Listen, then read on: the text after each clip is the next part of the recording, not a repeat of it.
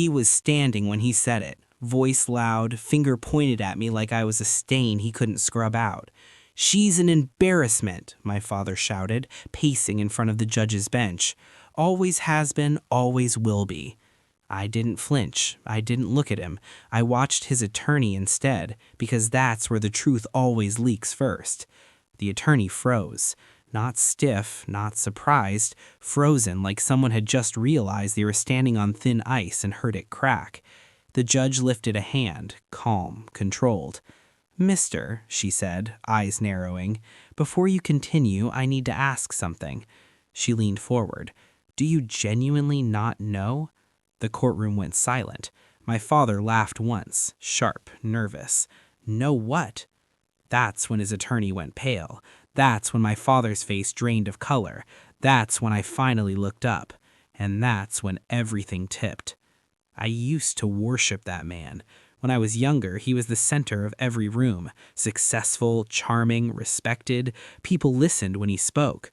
I learned early that love to him was conditional, performance-based, earned through obedience. I tried. God, I tried. Straight A's, scholarships, silence. Every achievement met with a nod. Every failure met with contempt.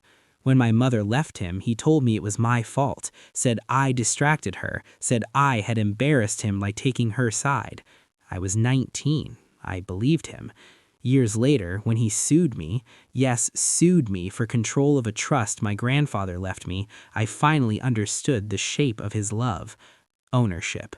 The courtroom wasn't about money, it was about dominance, and I let him think he had it. The betrayal didn't come with a single dramatic moment. It crept. Documents delayed, emails ignored, sudden legal maneuvers I hadn't authorized, my name used where my consent was required. Then I noticed something else. My father's attorney wasn't responding to me, but someone was. Someone inside his firm was quietly forwarding documents, time-stamped drafts, internal notes. I didn't confront anyone. I didn't accuse. I watched.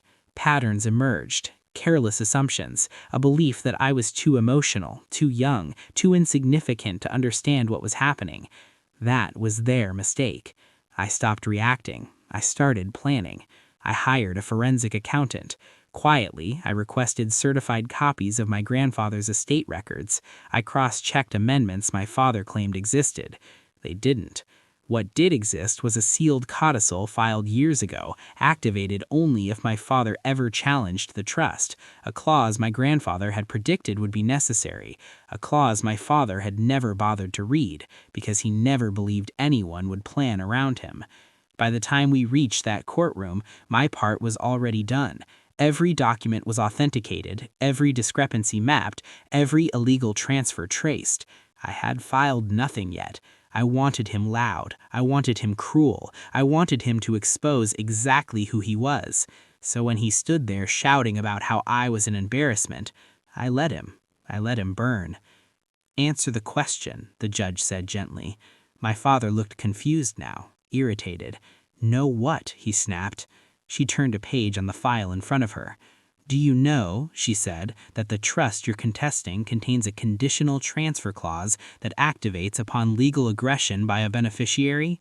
My father blinked. His attorney swallowed hard. The judge continued, voice steady, surgical. "Do you know that clause appoints your daughter as executive with immediate authority to audit, reclaim, and litigate any misappropriated assets?" The room shifted. I felt it. Everyone did. "And," she added, "do you know that this court received those filings 48 hours ago?" My father turned toward his attorney. The attorney didn't meet his eyes. That's when my father finally looked at me. Really looked. I smiled. Not wide, not cruel, just enough. The judge recessed the hearing. When we reconvened, the tone had changed. My father didn't shout again, didn't pace, didn't point. He sat smaller. The evidence spoke for me. The numbers didn't lie. The trust snapped shut around him like a trap he'd set for someone else. By the end of the day, the court ordered a full audit, asset freezes, temporary injunctions. My father lost control of the trust. Then he lost credibility. Then, quietly, finally, he lost. Outside the courtroom, he tried to speak to me. I didn't stop. There was nothing left to say. Justice isn't loud. It doesn't scream back. It waits. I didn't ruin him. I let him face himself in public and watched as the world finally saw what I'd known all along. The embarrassment he was shouting about. It was never me. And walking away that day, I didn't feel angry.